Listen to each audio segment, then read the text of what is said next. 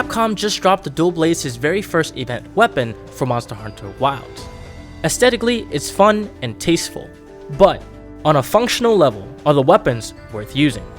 If you enjoy content like this, support the channel by liking the video and subscribing for more Monster Hunter Wilds content. For those with access to the hype button, click on it, it really helps out this channel. Thanks. The dual blades, when fully upgraded, sits at 220 raw attack, 150 fire element attack, and 0% affinity. The high amount of raw does look pretty tasty, especially when compared with the other endgame fire dual blades that we have access to, that being the wyvern lovers that comes at 200 raw attack, 200 fire element attack, and 10% affinity. Without considering anything else, 20 raw is much more valuable than 50 element attack. And while the wyvern lover does come with a 10% affinity bonus and built-in critical boost 3, the well done blades do come with a unique weapon skill called Grillmaster. If you have raw meat and you use the barbecue spit, you'll be sharpening your weapon and also temporarily increasing your attack based on your grilling success. When you produce a rare steak, you get a 90-second buff that grants you 10% affinity and 100 element attack.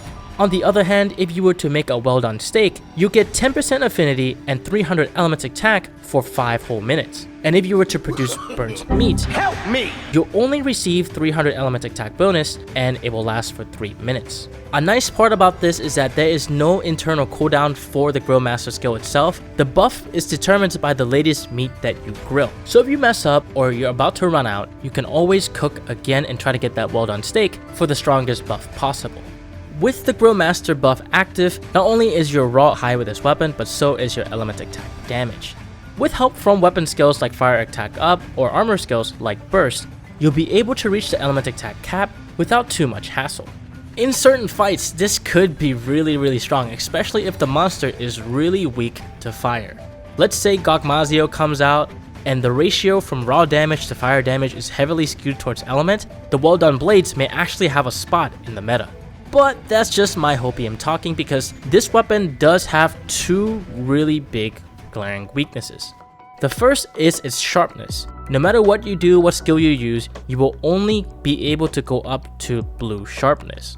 A couple reasons as to why blue sharpness is concerning is, well, for one, we're pretty deep into the high rank portion of Monster Hunter Wilds, so we're going to start getting more monsters with tougher and tougher hide, making white and then the ascending sharpness, purple, being more valuable whenever master rank comes out. And sure, this blue sharpness can be mitigated a little bit by using Mind's Eye, but there's an even bigger problem with blue sharpness, and that's the weapon damage multiplier. Both raw and element attack are impacted by a modifier depending on your weapon's sharpness at the time of you landing the attack. For raw damage, for example, when you have white sharpness, it goes through a 1.32, or rather a 32% damage multiplier. On the other hand, with blue sharpness, you're going to get a 1.20% multiplier, that being 20%. In terms of raw damage, that means that a white sharpness weapon will on average deal 12% more damage than blue sharpness weapons over a period of time.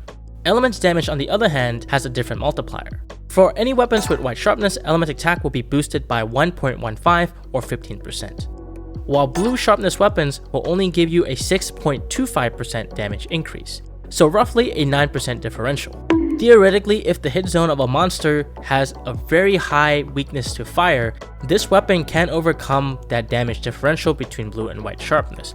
However, for most encounters, when compounding both the raw and elements damage bonus that you get from white sharpness over blue sharpness, it can be pretty hard for this weapon to compete with something like the wyvern lovers that not only comes with good elements and great sharpness, but also a built-in level 3 critical boost weapon skill.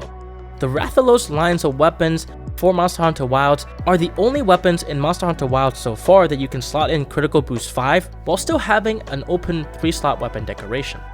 And although the Grillmaster weapon skill does make it so whenever we grill a steak, it does sharpen our weapon, we can't really use this in battle, especially when in solo play.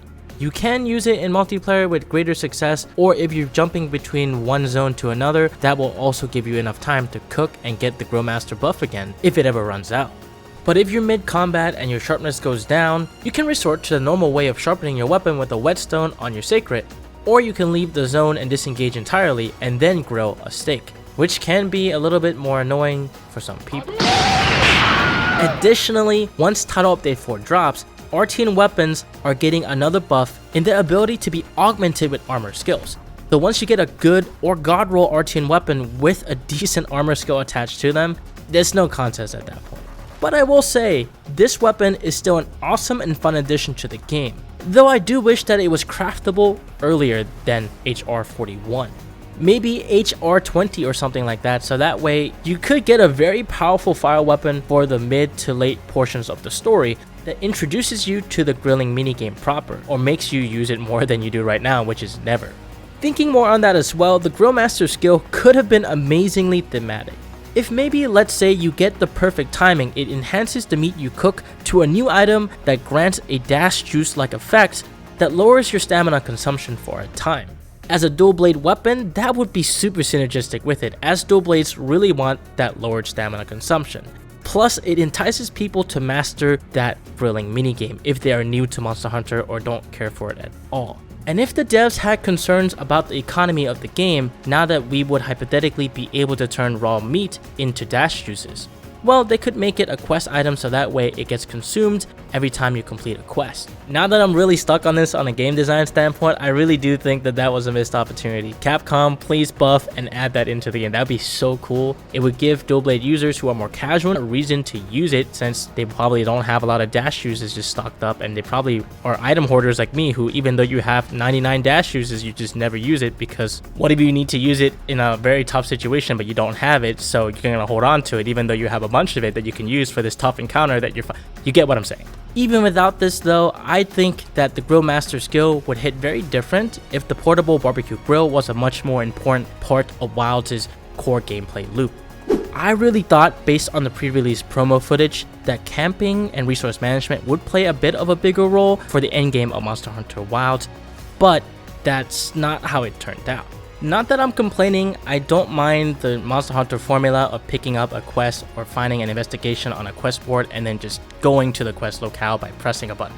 I don't mind that at all, but Monster Hunter Wilds' core premise of going into the wilderness and hunting and being in the rough and tumble of everything is pretty cool as well. I could not have been the only one who thought this, right? That camping and cooking would have been a bigger part of this game. Was it just me? Let me know in the comments below. Am I crazy? Or were we all baited into thinking that it was going to be a much more important part of the game than it turned out to be? No matter their true intent, I really do hope that they lean into their beautiful open zones a bit more and give us more of that rugged exploration elements that is sorely missing in Monster Hunter Wilds. Whenever the Master Rank content comes out, either through a new title update or through an expansion. To summarize, awesome fun gimmick weapon with some meta potential in the right circumstances, but more often than not, your go-to of wyvern lovers or a built fire Artian weapon is going to be a bit better. But that's just my opinion. Let me know what your thoughts are on this weapon in the comments below.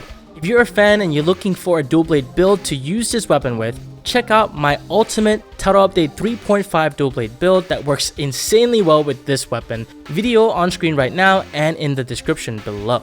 My name is Varsana, and I'll see you in the next video.